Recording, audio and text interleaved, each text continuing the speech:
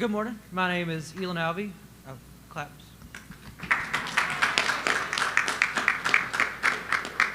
I am an industrial consultant at Dragos, which means I ask a bunch of questions to customers and try to help them improve their environment.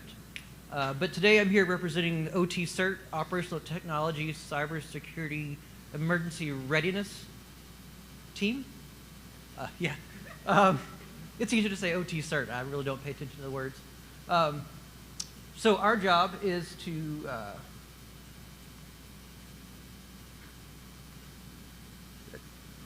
it was working earlier. It's not my computer. There. Okay. All right, so what is OT CERT? OT CERT is 70 free resources. This includes acceptable use policies for just basic access to OT environments, as well as acceptable use policies for how to connect or what can... Oh, is this better? Who can connect, or who's authorized to use USBs in your environment, how they have to be scanned, if they have to be scanned. So the acceptable use policies for, we also do incident response plans, collection management frameworks. There's 70 of them. We usually try to do 2 to 3 resources a month. This month coming up is going to be a blog about plant champions as well as hardening PLCs. We have 20, as of July, we have 2,700 members on every continent except for Antarctica. We do have monthly meetings, and for the 3 years that OT CERT has been around, we've only missed 1 meeting in those 3 years. We do some training at conferences. We also do cohorts, and so right now we're doing a cohort with manufacturing ISAC, which includes every other month we do a presentation, and at the end of the presentation we give them homework.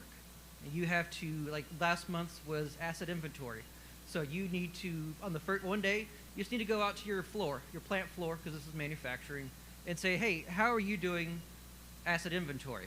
And you're just going to take notes. I'm doing it this way, they're doing it this way, it's on a spreadsheet, we've got a tool that does it. And next thing you're going to go is you're going to combine them all together and say, all right, this group is doing it this way, and I like this part, this part, this part, and then this other group is doing it this way, but I don't really care for these sections. And you're just going to put that in a memo, and you're going to share it with your CIO, CSO, just to show that what everybody's doing. And then at the end, then you're going to do a draft of asset inventory. So when you bring a new asset online, you're going to do this, this, and this, and you're going to store it here, here, and here. And then every so many months, you're going to refresh it. And our goal is at the end of the next month, when we do the November's cohort, people are going to share it for the first 15 minutes. People are going to share what they came up with, what they're proud of, what they discovered, what was an oh crap moment. And so we're starting to do that with manufacturing ISAC, and we're trying to get in with the Department of Defense and water ISAC.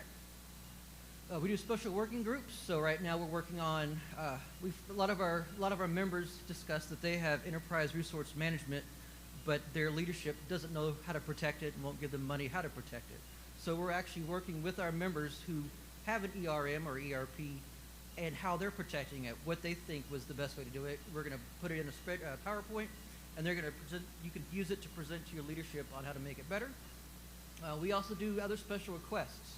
I'm getting ready to do a collection management framework with an electric company, not only to help them make their logging and monitoring better, but we can take this back as lessons learned and make our resources better for you, saying, hey, here's what we discussed, here's what went well, here's what did not go well.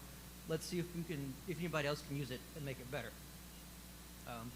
So we target small and medium-sized businesses. These are usually the businesses that do not have a dedicated OT team or had dedicated funding for education.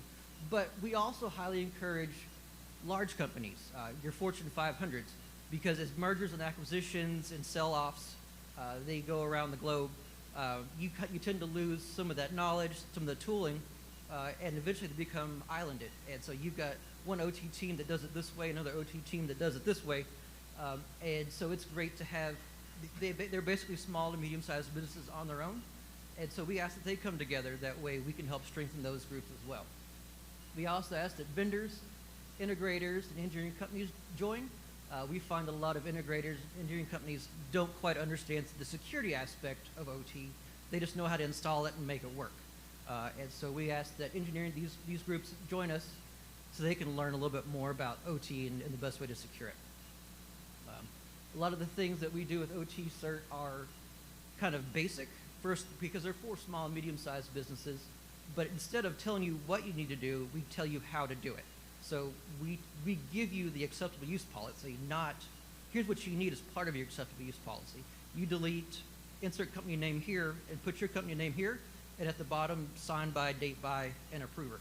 Everything else is already filled out. All right, so this is fun. Yeah. All right, so who is OT Cert? OT Cert is you.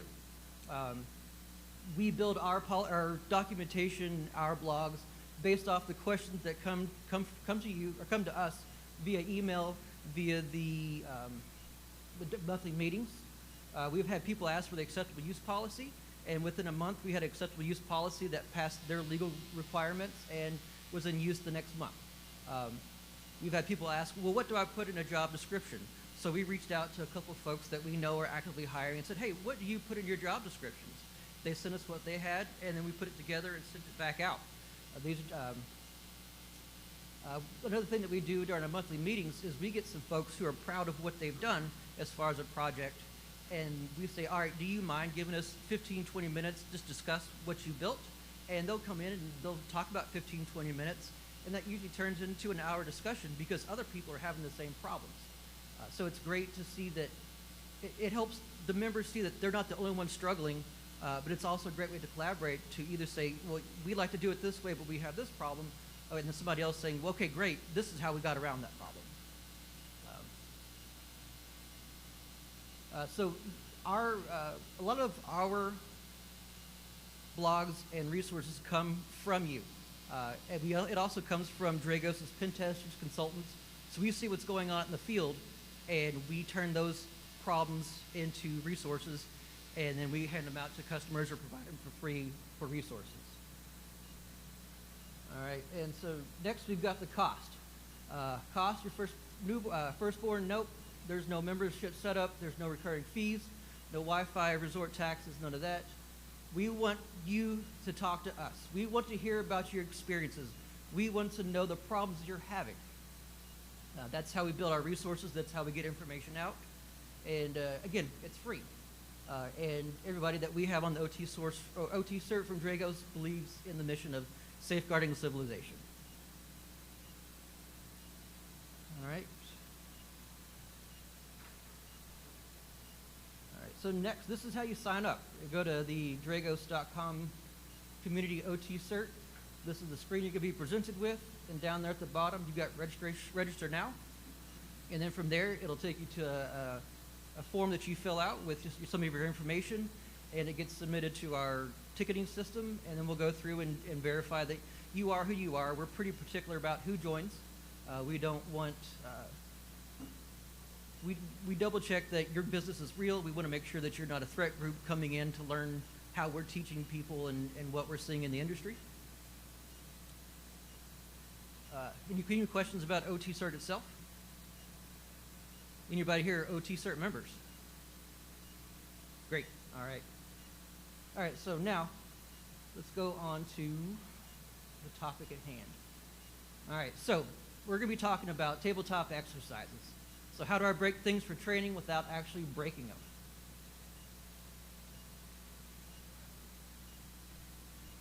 All right, so I don't know about y'all, but I learned that the tabletop yoga is a pose. So when you type in tabletop exercise, you get a lot of tabletop yoga poses, as well as tabletop exercise information.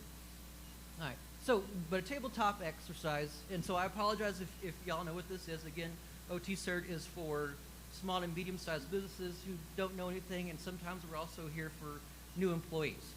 So is anybody here not familiar with tabletop exercises? This is their first time seeing it?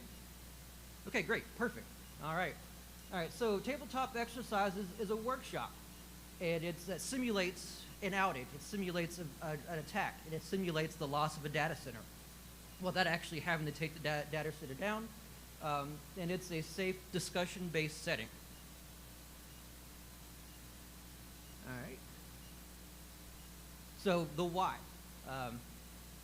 Every engagement, every TTX that we get, and especially when I worked for a power company, we always had that SOC person or that IT person that said, well, there's no way we're ever going to be attacked. And they just kind of sat in the corner and were kind of a fussy pants. And so we like to train like you fight. There's no reason to train and you say, hey, I've got this specialized tool that we'll bring in. If you don't know how it works and you can't bring it into your environment, there's no reason to train with a tool that you can't bring in. It's great to see the big picture, how the IT team would interact with the communications team versus how the OT team would interact. You get to find the gaps. You know, we thought about this portion, and this portion of the incident response, but we made no decisions on who can restore services, who has permission to disconnect. So these are important things that you find out during tabletop exercises and not during an actual breach. And then everything is one team, one fight. We're here to help improve communications. That way you know that during a real actual live event, Microsoft Teams could be breached. So how else do I get that information out? Do we have a second form of communications? Also, the incident response says you're going to talk to Bob. Well, Bob retired 3 years ago. Who is the new Bob? All right, well, it's Sarah, but we don't have Sarah's phone number. All right, let's go through Exchange and look for her phone number. But if Exchange is down, how are you going to get Sarah's number?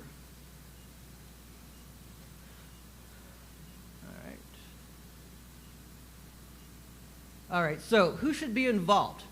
So Wet Dragos, we have 3 versions of a tabletop exercise. We have the standard, we have a custom, and then we have executive. For your standards, it's usually the OT teams. And so we want anybody that's going to be involved in incident response. So if you've got a networking team, if you've got an infrastructure team, we want them all.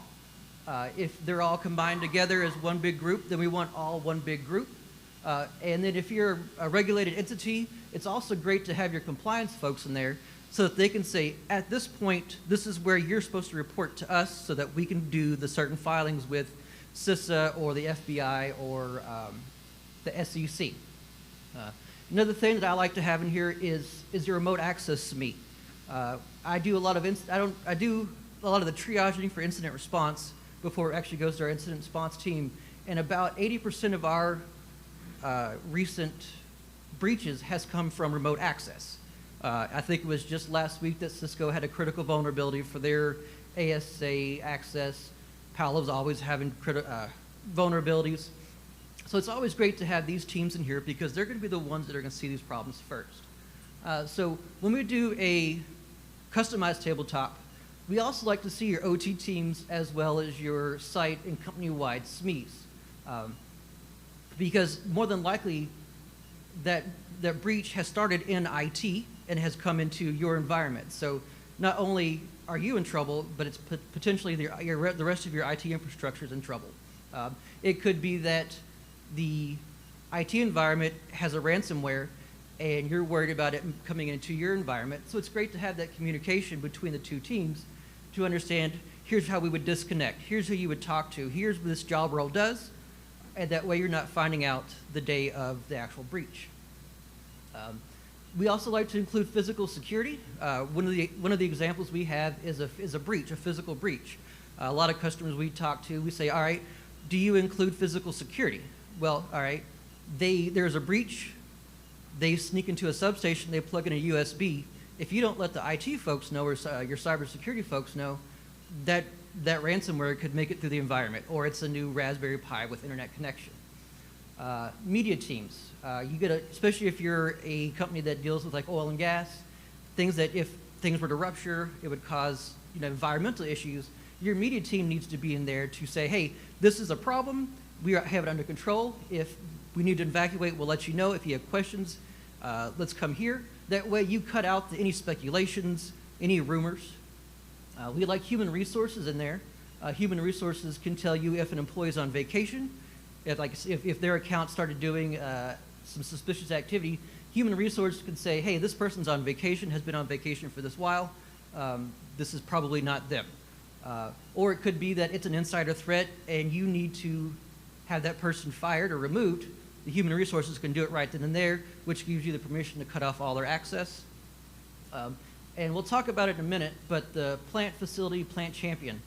This is going to be that person that knows the environment back and forth. They are the person that in the 1980s, they helped build the plant, and they still know how to run that PLC because it's still in the environment.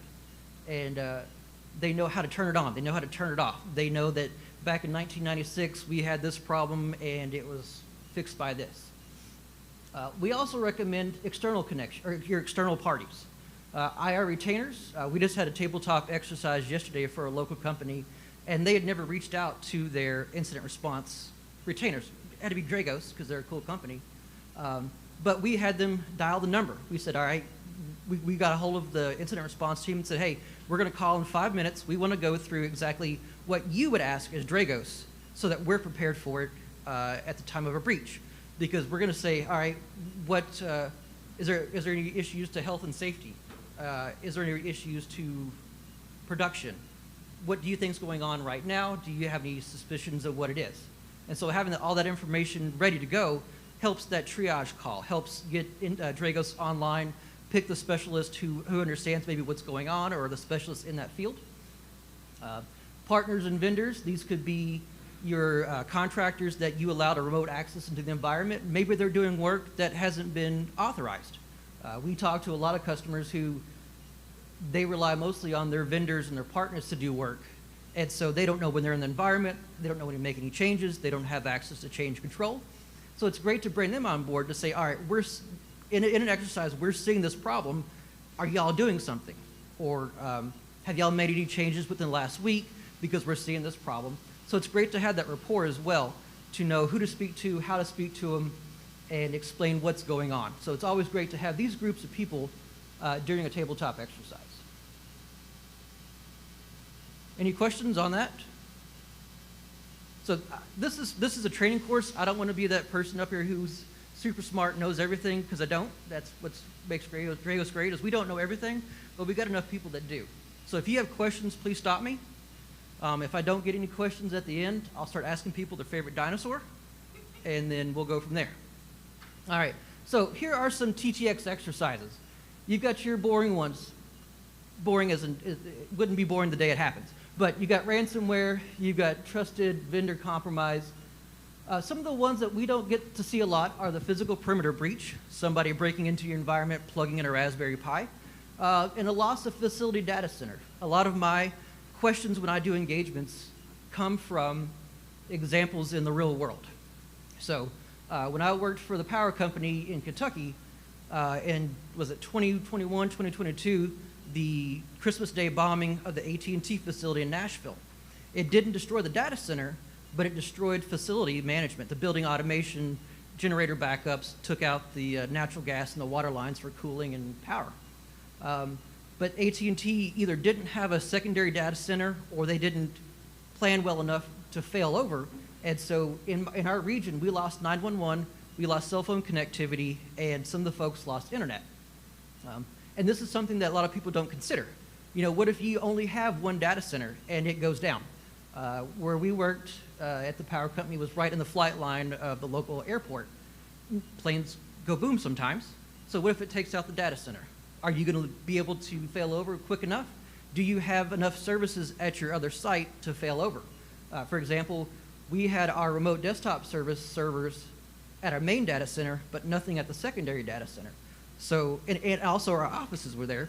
So we would lose not only our computer desktops that had access into the OT environment, but we'd also lose our jump host from the outside world into the OT environment. So you lose that data center, we're done. We have to come in and do work. Does anybody else do other tabletop exercises that you don't see up here? Anything fun, interesting? Yes. Oh, third party? Okay. Trust the vendor. Anybody else? Anybody want to talk about their favorite dinosaur? Okay. All right. So next we're going to get into who are the players in the your tabletop exercises. So when Dragos does a tabletop exercise, we are the facilitators and the evaluators. And because this course is designed for you guys to do you folks to do your own tabletop exercises, your facilitators are probably going to be your high-level SMEs, your management, folks that know how the incident response is supposed to work, the tooling that you have in your environment, how it can be used, and the people that's on your team to say, hey, you should probably figure out how this works or assign that task to somebody over here. I'm sorry, you're supposed to know that, but you're not going to be the one actually directing anything. You're going to hope that your SMEs and your leads know this information, but you as a facilitator also know this because you're also creating the tabletop injects and what your expected actions are. Evaluators, they're going to be the folks that are are watching and saying, all right, they did the step 1 correctly, step 2 didn't do so great. Let's write that down as a topic for what can be improved. Sometimes a facilitator is also the evaluator. Sometimes it's 2 different groups, that way it's impartial.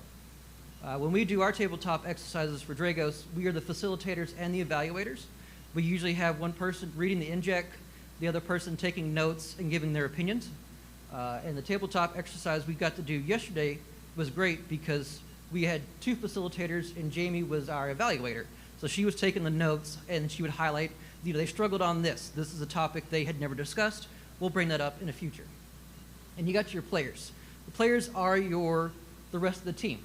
It's going to be your senior leads, your junior folks, your brand new employees.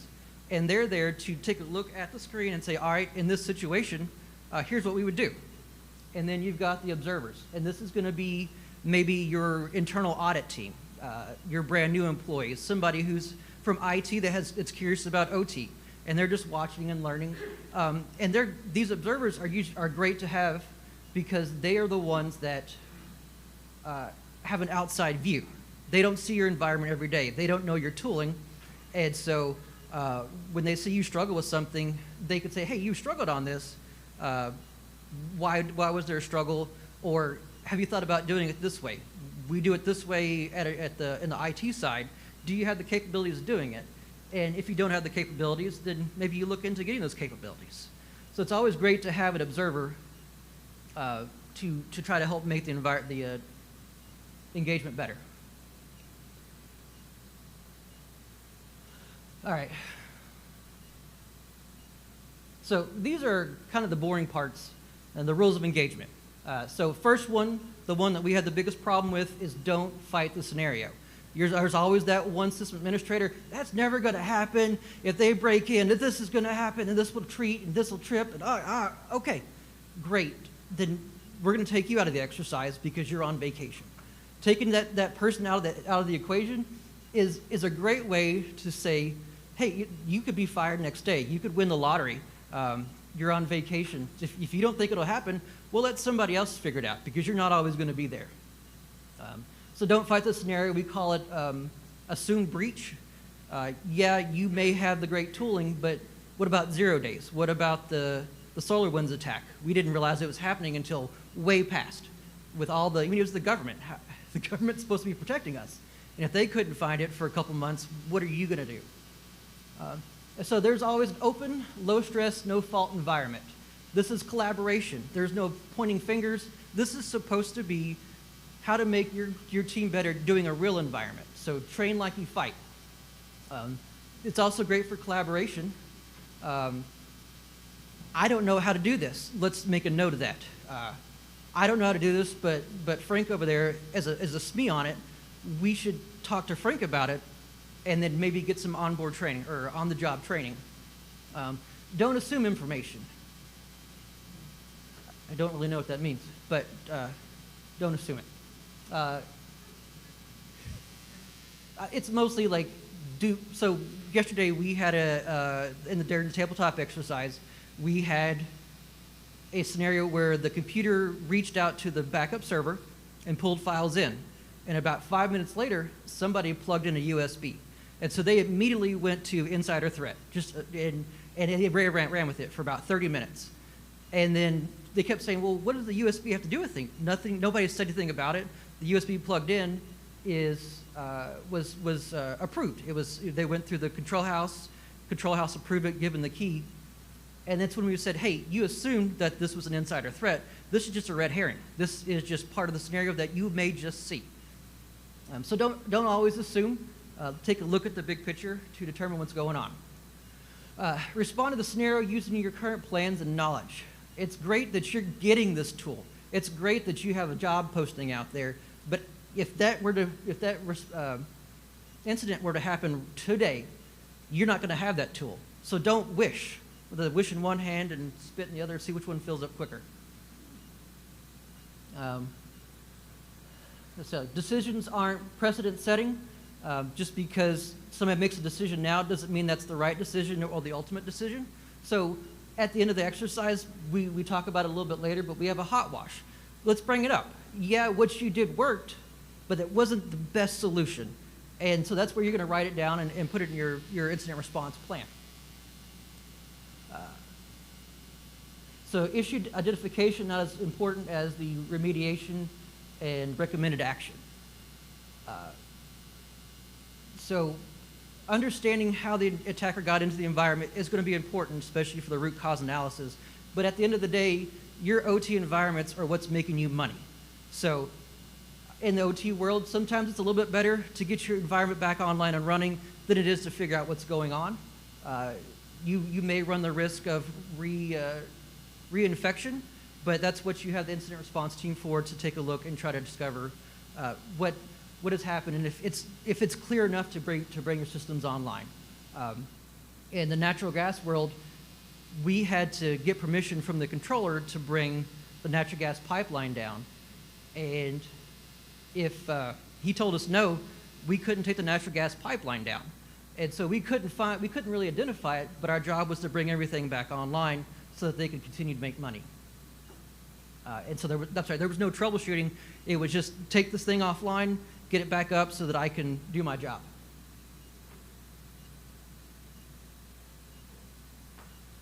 All right. Did I do it wrong? Okay. So the exercise is designed to evaluate capabilities, not the people themselves. People are always trainable. You can always improve the environment. So you're looking at your policies, procedures, not your people, not the education level. This all can be taught. The scenario is plausible, and they occur as presented. So a lot of the tabletop exercise scenarios you saw earlier are all built around real cases that we see in our incident response environment. And so it is, the way that they're presented is a plausible way. You can go through like the MITRE attack chain and see how a breach comes in through your IT environment to your OT environment, what steps they're using, and like they bypassed the firewall, they did this, that, they did that. So you use that to build off your environment. And again, don't fight the scenario. You may have to use some creative artistic, just assume that this firewall went down, just assume that this person now has access because of the breach. So again, kind of don't fight the scenario. There is no hidden agenda or trick questions.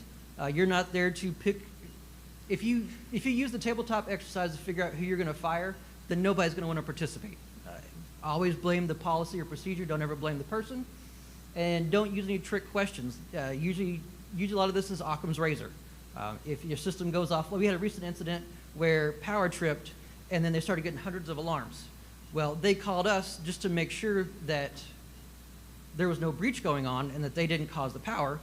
But after a couple hours of talking to them and looking through logs, they actually had a thunderstorm, power tripped, and it just happened to take that PLC offline, and they'd never seen it before.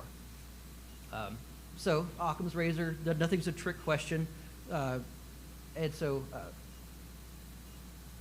all right, all players receive the information at the same time. So in here in a second, we'll talk about the injects. And so the facilitators will know what's happening, but all the players in the room, they will see that inject at the same time. They have no more information than anybody else. So it's, yeah. All right. All right. The scenario is fictitious in nature, so you need to make sure that everybody knows this is an exercise. I understand that if you're in the room and you know it's a tabletop exercise going on, that it should be known it's fake, but real world events happen all the time, anytime. So make sure that everybody knows that it's fictitious. So write exercise, exercise. If you have to call a different group, say exercise, exercise, exercise. So that somebody doesn't think it's real, and they just start spinning up incident response teams, turning on, or start wasting time looking at logs when it's an exercise. Does that answer your question? Well, I mean, we have very small environments. Mm-hmm. And then as far as like IT, like I'm IT, so I did work where there was OC also. Mm-hmm. And like I noticed that they're a little bit more calmer if you look in the space, where I would tell certain needs that the space, but so it was like I rotated from the space. Okay. You know what I mean? Just to see what their initial reaction was. Okay. A lot of it sat in the queue, like in the ticket system for hours. And that right there was to let us know if there was a real incident, we need to review that process because that ticket sat in the queue for a day. Okay. You know, stuff like that. So I don't know. I'm not 100% like sure if I would like everybody to know, but definitely people on the infrastructure team, definitely people that are hands-on OT equipment. But as far as like level 1, level 2 support, I usually don't say. Okay. What if you, in that ticket, you just put in the notes, this is an exercise to see how long it would take to get the ticket through queue. That way they're not freaking out, calling everybody before they actually reach out to you. You know, Okay. in the actual notes. Right. Yeah. That's a great question, something I never considered.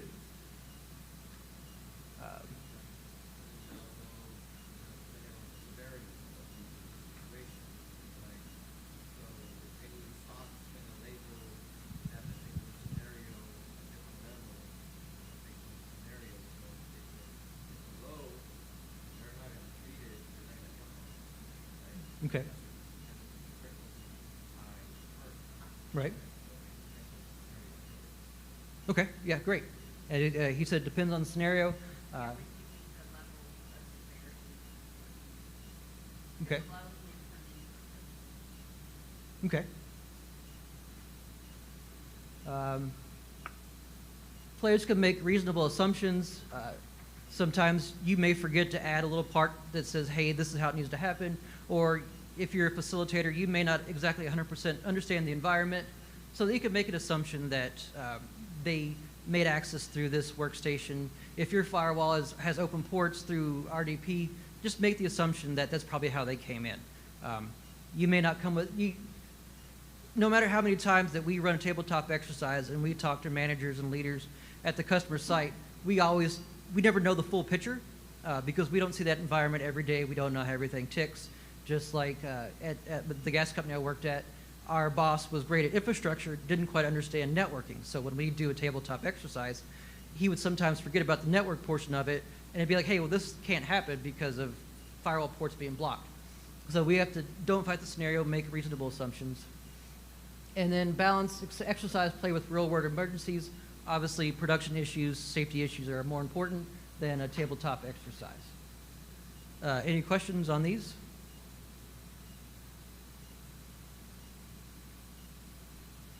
All right, so parking lot. Parking lot is a great place to chat about issues that weren't resolved right away. So for example, we did a manufacturing facility that made food products. The maintenance, the operator running the machines, we asked, all right, you see a ransomware screen, what do you do? Oh, well, I'm gonna go to the next machine so that I can keep doing my job. Okay, do you let anybody know? No, we're not really told to do anything, but move to the next machine. All right, so then what happens during shift changeover? Oh, I just say, hey, we're using this machine now, this one's broken. And then that's when we put in a maintenance ticket. So we asked maintenance, what do you do if you see the screen? Oh, we reboot it. All right, what if the screen came back? Oh, well, it was called IT support. IT support said, oh, I just reload it. and you could see everybody, the oxygen was just sucked out of the room. IT guy didn't know what a ransomware screen was. So that was turned into a parking lot subject, a parking lot chat, because we didn't have time to go through this process of why they thought it was going to be reloaded. We had the tabletop exercise yesterday. One of the parking lot subjects was, how would we communicate with the other facilities that we own? They were so worried about the one facility that was under attack that nobody let anybody else know that they were under attack and to look out for these specific these tactics. So for purposes of communication at different levels, Mm-hmm. right, segregating executive level tabletops versus service, ITSM response, incident response versus incident response. Right. You separate those and then take the findings to the executives. Okay, here's the scenario we dealt with in this, where they may not have known it was not a real event. So you can determine response time, actions, reporting upward, all of that. Mm-hmm. And then relay those findings back. Well, this is what happened. Here's where we are. What do you do? Is that kind of a way that you tabletop that for executives versus the SOC or service desk?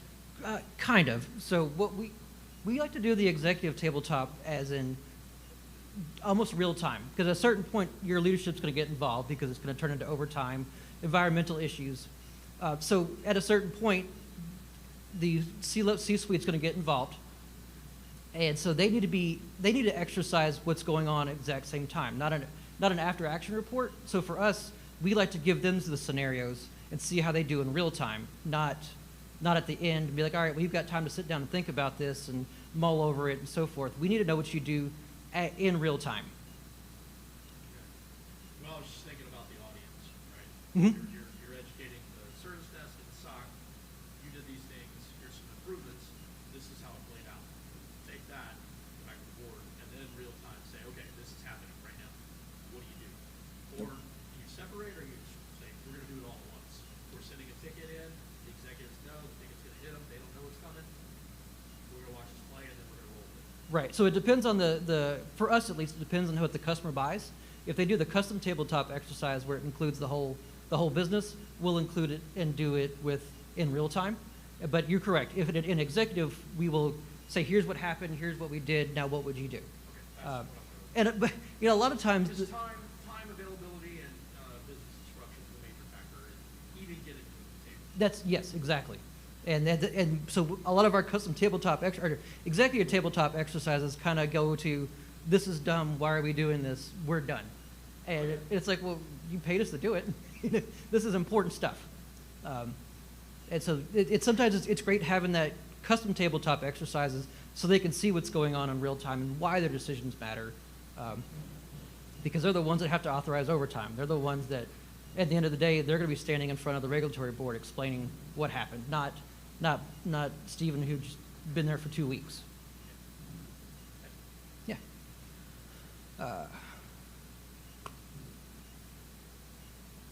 Yeah, so usually it's the facilitator or the evaluator, and sometimes it can be, it's actually anybody in the engagement that can have parking lot topics. Because what may be important to you as the facilitator is not important to the person that's running the scene. And so the parking lot it's basically a time saver. We usually say you get about 15 minutes per inject, and if there's something that's taking that 15 minutes away, like your IT guy is saying that they're just going to reload the system, we would bring that to the parking lot. And then you can use chat, email, and written notes as part of the tabletop exercises to talk about it. That one's kind of boring, the last one. All right.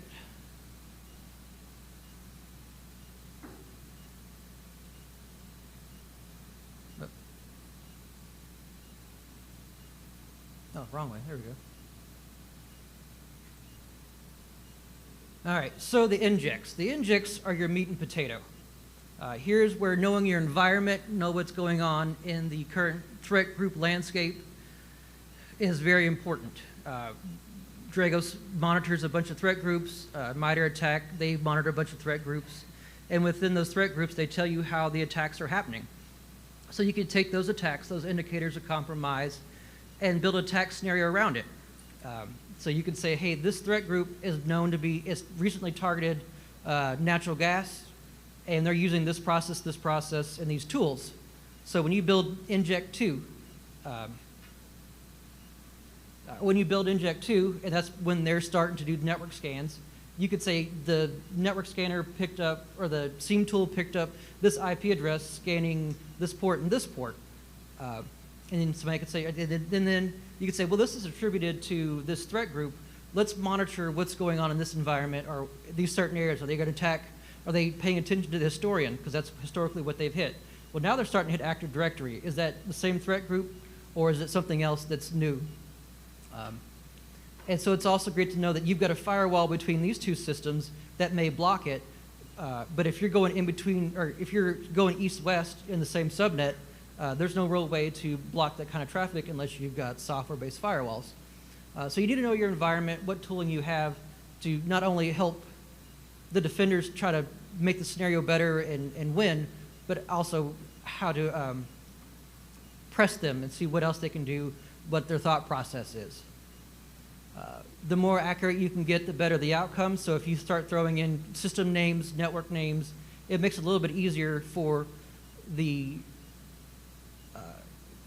folks that are being tested to know, all right, if I take off this system, here's what's impacted. If I bring down this subnet, we can no longer do this. If this firewall is breached, they now have access to these many systems. We also suggest screenshots, and it makes it a little bit easier for the administrators and your folks to say, all right, now I know exactly what's happening. It's not just they're in Active Directory. Having screenshots to show what's going on will help build a better picture. You could say, hey, we're using this as evidence. This is important. This is not important.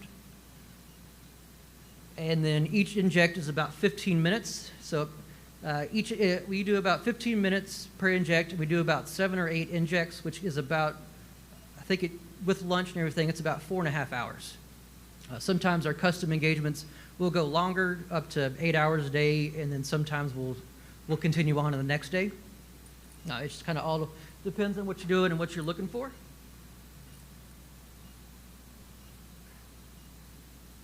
All right, so parking lot topics. At the end of it, you're going to have the hot wash. You're going to talk about your parking lot topics, what went well, and areas of improvement. Now, what I like to do with the what went well is I like to go around the room. Give me one what went well, give me one that didn't go so well.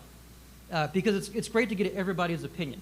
What you see as an issue may not be an issue from somebody else. We just did the tabletops we did yesterday. One of the guys was kind of negative, but he was super smart. And at the end of he was like, I think we did well, but I am if our manager's out of the office, I am the person that's supposed to take over. And I don't know anything compared to what my manager knows. His manager used to be at the facility. He used to run the gas systems. He was a field tech, an I&E tech. And so he knew how to turn the valves. He knew where the valves were. This other guy, the second in command, he's been in the IT/OT his entire life and had no idea how some of this worked.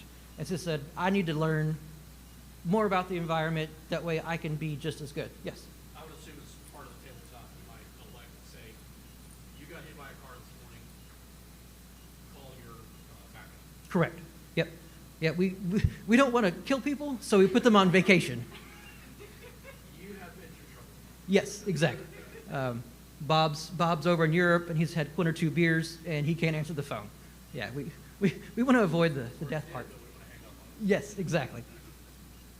So this is the most important section, in my opinion, because it gives everybody's opinion. Yesterday, we had 2 folks that had been with the company less than a month, and so their thought process was different than somebody that had been there for 10 years. So it was great to get everybody's perspective. All right, so grading categories.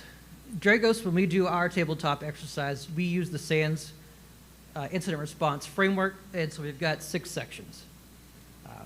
We won't go over this because it goes pretty deep, But this is just saying here, when you look at inject one, how did they do detecting it? When they looked at the screen, did they say, oh, okay, we have this tool's saying this, and so forth? Or when they did detect, did they even detect it? When we did the tabletop with the food manufacturing company, they saw the screen that said ransomware, but they didn't do anything about it. So they didn't have any tools in the environment, so they couldn't detect it. They didn't have a SIEM. Their security team was at their headquarters that was over in Europe, and so they couldn't detect anything. And so each one of these sections, you look at each scenario, each section, and say, all right, well, how did we do? And then you can do any kind of grade scale you want, but this is what we use at Dragos. Unlikely, could perform with some challenges, and without challenges. And it can be kind of subjective when we do tabletop exercises with regulated companies such as NERC SIP required companies. They think that because they're compliant that everything's perfect and beautiful, and that's not the case. So we get a lot of heartburn from regulated entities say, well, we're compliant, so we're perfect. And right. No hacker said, oh, that's out of scope. And so this is what we do. If you can make your own grading scale, but the most important piece is that these gradings can be repeated so that you can make kind of a historical view of how you progressed. So here we can see we've got 4 exercises. Their worst section was document, and I'm not sure we've really been with a company that has great documentation. That's always a problem. That's always a finding. But you can see here, after so long, they actually got better. And that's something you can always show to leadership is, hey, with your extra money for training, look how our scores improved. And so metrics are always a great way to show improvement. Or you could say, hey, we keep failing this documentation section. Maybe we need a tech writer. Maybe we need somebody who knows how to write and can maintain our documentation. All right, so that is the next section is so Dragos, the OT cert, has not only a PowerPoint to run the actual tabletop exercise, it's a ransomware, and we provide you the 6 injects with some basic screenshots. The screenshot you saw earlier was from the ransomware tabletop. And we also do the facilitator kit, and it's a step-by-step of how you would run each inject, how you should score it, or how we feel you should score it, and how to run the hot wash, common topics in the hot wash.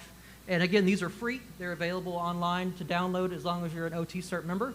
And as you can see here, they've been around for about 3 years now. And so we get some customers that love to use it and use it all the time.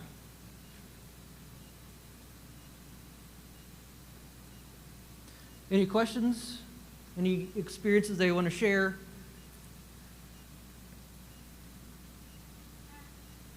So I work for also a plastic manufacturing company. Okay. And I think that, a lot of us in this room may not be familiar with what those actually does. So because I work in that environment, I'm 100% understanding Mm-hmm. because at the end of the day, it's not clear about the business side of the infrastructure. They care about the infrastructure that needs plastic. Okay. Okay, so it's like, we don't care if your computer's hacked. We care about the servers that run the players and the product. Right. Because at the end of the day, that's what it's all about. And so I used to say, well, it's not about making plastic, it's about the people that make plastic. Mm-hmm. So anyway, and then I also gave a scenario of the pipeline hack during Biden time. I think The right colonial? after- Yeah. Mm-hmm. So that was also like UCL were compromised, and that's why, our company, we had pipelines that went outside of our manufacturing outside my realm, but we gave them laptops that were not really joined, and we also had other security things. But I think at the end of the day, I 100% agree with this type of tabletop exercise because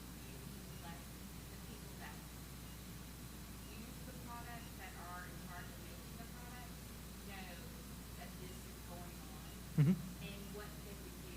So we did have, at the place that I worked, it required time time, but we did have USB compromise. So someone brought a USB from the parking lot, plugged it in, no joke, and shut the business site down. Hmm.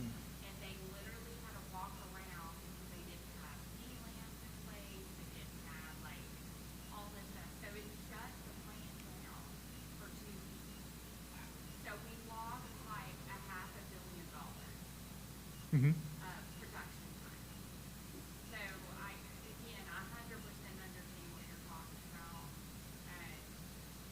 I still feel that, some areas of the tabletop, I do different ones. So like I'll tell certain teams, Mhm. and then I'll run another tabletop and tell the opposite. Okay. So like that's how I do it, and then I always leave the leadership out Okay. because I tell the key players. Mhm. So I always tell the plant manager, and then I break it down. So, Those are great. That's great. Absolutely. yeah. How long does your tabletop period go for? The standard tabletops are about 4 hours. Okay. The customized, because the customer wants, if they want to add more, they can add more. So we've had them go all day into the next day. It just kind of depends. And then we're going to do a tabletop here at the end of the month where we include a U.S. side, and then when the Australian team picks up, they're going to start working on the same problem. That's now, they're going to still work on the problem in America, but now the threat has reached a system on their end. So it's a cross-function, So I was in a scenario where, so the companies that owned us, like our like our global component, our head of our company, Mhm. ran like the global security, and then there's 26 companies that fall under that structure. And each 26 companies have their own IT security. Mhm. But we shared a forest, right? Mhm. We actually found a compromise in France Okay. that we found with our, security system here in the U.S. Oh, wow. So I do understand, like, if you take it to that level, there's even more outside your just net that you need to make people aware. Right, right. And one of the things I forgot to mention, it depends on the maturity of your environment, depending on how you run the tabletop exercises. If you went in expecting your SMEs to know how to do this log and how to pull this and disconnect that, and you've never run a tabletop exercise, you're going to fail immediately, and people are going to become defensive and kind of lose hope.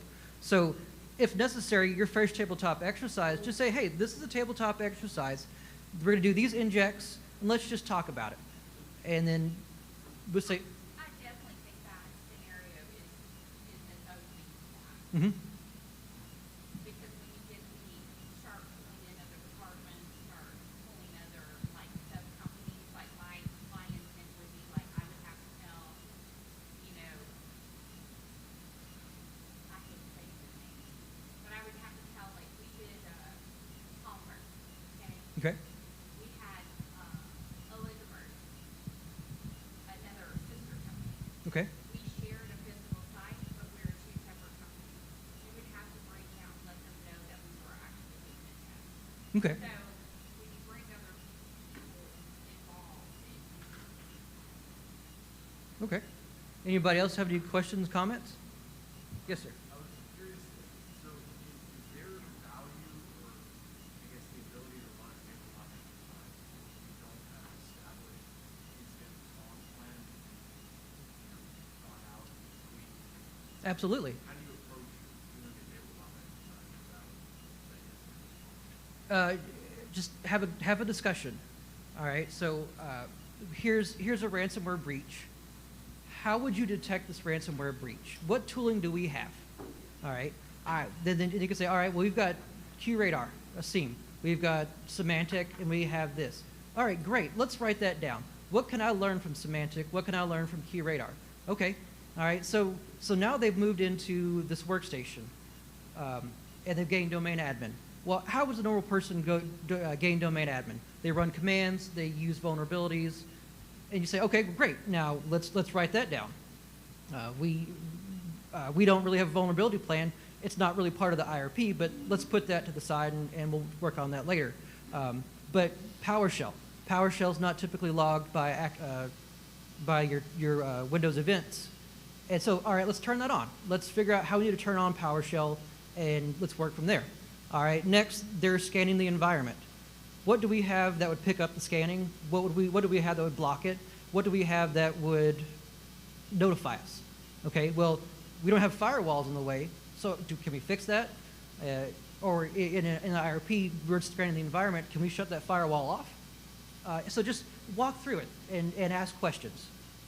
So what you get out of that is procedural changes, like how to reconfigure the firewall, how to tweak our tools, but then the policy itself, I guess you take, the results of that, throw it into the policy, let's check this tool first.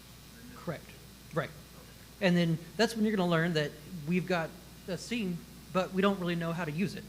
So then you start, okay, I need some more training, or does somebody else in the company know how to use this? Like when I worked at the power company, our IT side was really great with their QRadar, but our OT side, we just did the compliance part. So if we saw a threat, we didn't really know what to do with it because it wasn't part of the compliance. And so it was like, all right, well, let's go call Scott because we don't really know what to do. And then how frequently would you run? We recommend at least twice a year, but especially if you're starting out, or you can separate your OT team from your IT team, maybe once a month. There's a card game called Backdoors and Breaches. I don't know if you've heard of it, but let's flip out a couple cards, build a scenario off of it, do a lunch and learn. Just something simple or something extravagant. It's What's the card game again? Backdoors and Breaches. I think it's made by Sands. Oh, yeah, that's right, Black Hills. Okay. Well, I think, like you were saying, having those discussions is important, especially if you're just starting off in a maturity model. Mm-hmm. And that's what I do too.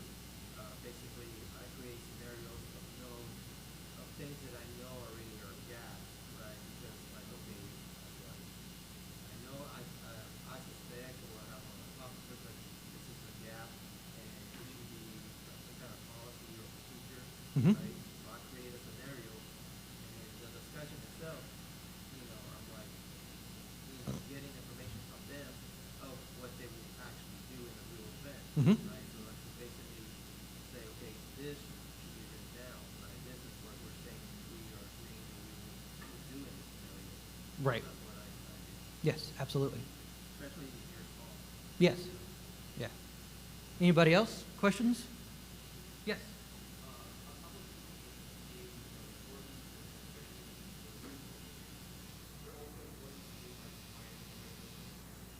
Absolutely.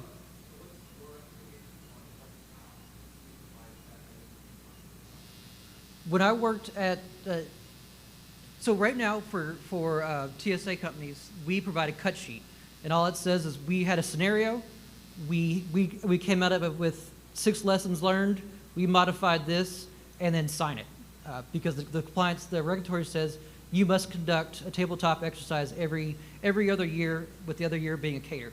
Doesn't say what you have to do or anything. So you could say, hey, we had these many people join. This was the scenario. It depends on how much you want to give them. But as of right now, when we give the cut sheet saying that this company did it, it's just, here we did it on this date. These were the findings. We've solved this many findings, and that's it.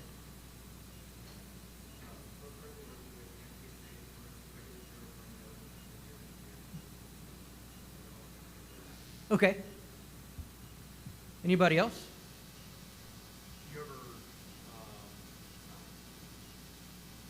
ask executives to take a different role at the table, saying, okay, you're not the CEO today. Today, you're the CISO. How are you running it? And then have someone else take a different role. No, we don't. most times they don't want to play in the first place. That was the big crux. Right. It's like, I don't see value in this. I We'll, don't want to be here in the first place. you know, we'll try to do some succession planning by telling you that SME's on vacation, but when it gets to that high level, we're just happy that they're there I and get that it. I totally do. not drinking their champagne and eating caviar. Anybody else? All right, after this, we're going to talk about the crown jewel analysis, but I want to take a quick break. So 15 minutes, we'll start over. If anybody has any feedback, please let me know. I'm always looking for improvement. This is my first time doing a workshop, so I have my own thoughts, but another part of the hot wash is what did I do wrong? What can I improve?